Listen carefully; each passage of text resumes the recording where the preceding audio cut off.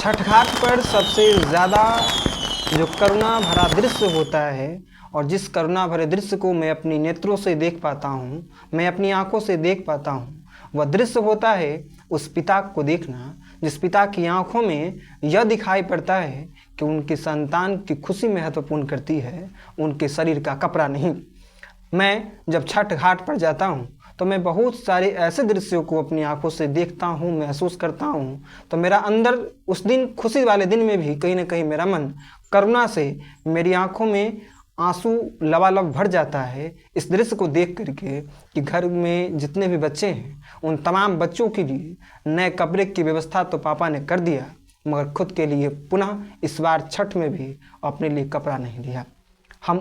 मेरी उम्र की जितने भी जो युवा पीढ़ी होती हैं वो तमाम युवा पीढ़ी को मैं देखता हूँ। कुछ एक ऐसे लड़के वहाँ पर छठ घाट पर मौजूद होते हैं जो कि अच्छे कपड़े और जूते से लैस होकर के और महंगा ब्रांडेड ग्लास लगा करके, सनग्लासेस जो होता है जिसको चश्मा कहा जाता है, वो लगा करके और अच्छे से परफ्यूम में कहीं न कहीं छठ घाट पर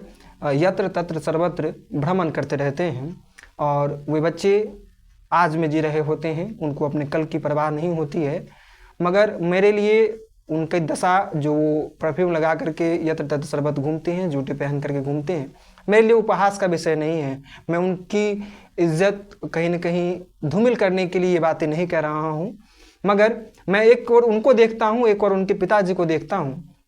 तो बड़ी कहीं ना कहीं विडंबना इस बात की विडंबना होती है कि बच्चे जिद करवा करके महंगे कपड़े तो पापा से खरीदवा लेते हैं, मगर पापा की कीमत, पापा की मेहनत की कीमत को वे बच्चे अन्य दिन महसूस नहीं करते हैं। हमारे शरीर पर यदि एक दिन त्यौहार वाले दिन ही यदि नया कपड़ा आ रहा है तो इसमें हमारे पिताजी की अथक मेहनत मिली हुई है, हमारे पिताजी की अथक मेहनत सनी हुई है उस दृश्य में। तो जब मैं छठ घाट पर जाता हूँ, एक और उन बच्चों को देखता हूँ जो बच्चे बड़े ही हर्ष के साथ उस दिन उस पर्व का आनंद ले रहे होते हैं। दूसरी ओर उन पिताजी को देखता हूँ जो पिताजी बड़ी ही कठिनाइयों से उन बच्चों के लिए नए कपड़े लाए होते हैं। तो और फिर से पापा के चेहरे पर जो उस दिन कहीं ना कहीं जो मुस्कुराहट के रूप में अंदर में जो दर्द होता है, उस दर्द को जब महसूस करता हूँ तो लगता है कि बिहार में आज भी छठ घाट पर बिहार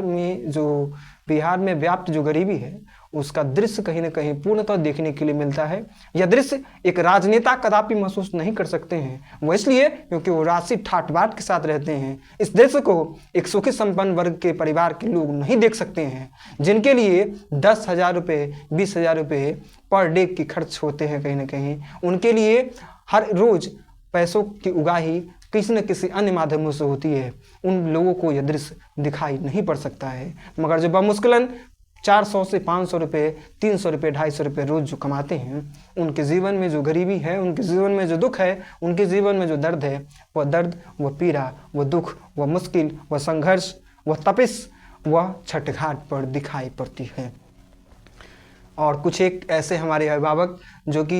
हमारी कोचिंग संस्थान में जो बच्चे आ रहे हैं पढ़ने के लिए, उन बच्चों से जब पूछता हूँ कि तुम्हारे पापा क्या इस बार छठ में आ रहे हैं, तो बच्चे कहते हैं, जब नहीं कहते हैं तो बच्चे तो न कह कर के केवल चुप हो जाते हैं, मगर मैं समझ जाता हूँ कि पिताजी के न आने का कारण क्या हो सकता है, क्या क्या कारण हो सकता है जिस कारण से पिताजी इस बार भी छठ में नहीं आ सके। कारण एक और केवल एक, वह यह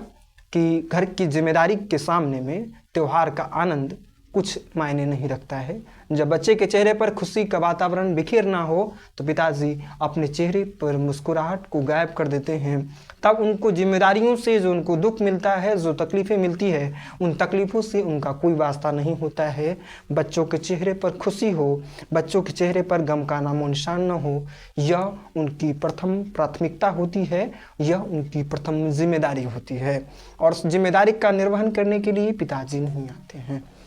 और जब मैं पूछता हूँ उन बच्चों से क्या इस बार छठ पर तुम्हारे लिए कपड़े खरीदा गए, तो कुछ एक बच्चे कहते हैं हाँ खरीदा गए। कुछ एक बच्चे की जवाब ये आती है कि इस बार भी छठ में कपड़ा नहीं खरीदा पाया है क्योंकि पापा के पास पैसा नहीं है और मेरे पास जो पुराने कपड़े हैं उन्हीं पुराने कपड़ों को पहन लूँगा, अभी तो वो नया ही है ना, एक ही बार तो पहने हैं। तब मेरी आँखों में उस वक्त में भी आंसू भर जाते हैं, मगर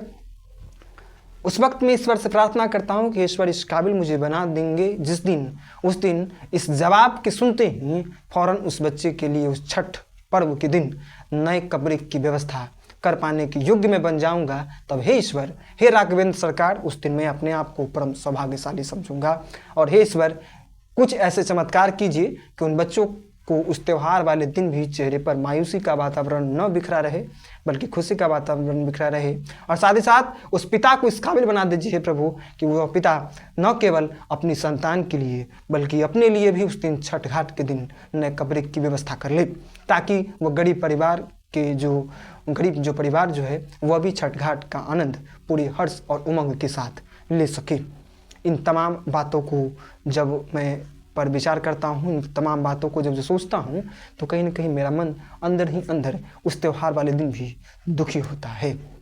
अब इस वीडियो सेशन के अंत में मैं उन विद्यार्थियों से, उन बच्चों से मैं आग्रह करना चाहूँगा जो कि जिद करके पिताजी से महंगे कपड़े खरीदवाने की कहीं ना कहीं होड़ लगाते हैं और उनको दबाव डालते हैं पिताजी पर कि नहीं, मेरे लिए नए कपड़े आने चाहिए, मतलब आने ही चाहिए। तो उन बच्चों से यही कहना कि आप लोग अपने पिताजी की कीमत को समझिए, आप लोग अपने पिताजी के मूल्यों को समझिए, उनके संघर्ष के मूल्यों को समझिए।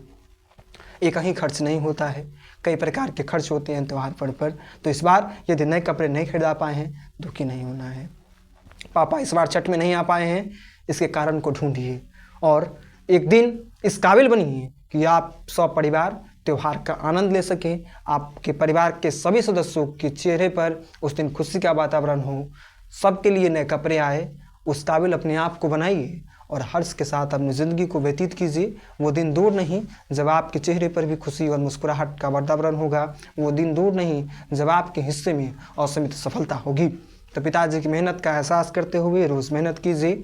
निश्चित रूप से एक छठ ऐसा आएगा जिस छठ आपके जीवन में खुशियों की धूप खिलेगी और आपके चेहरे पर मुस्कुराहट का अथाह वातावरण होगा।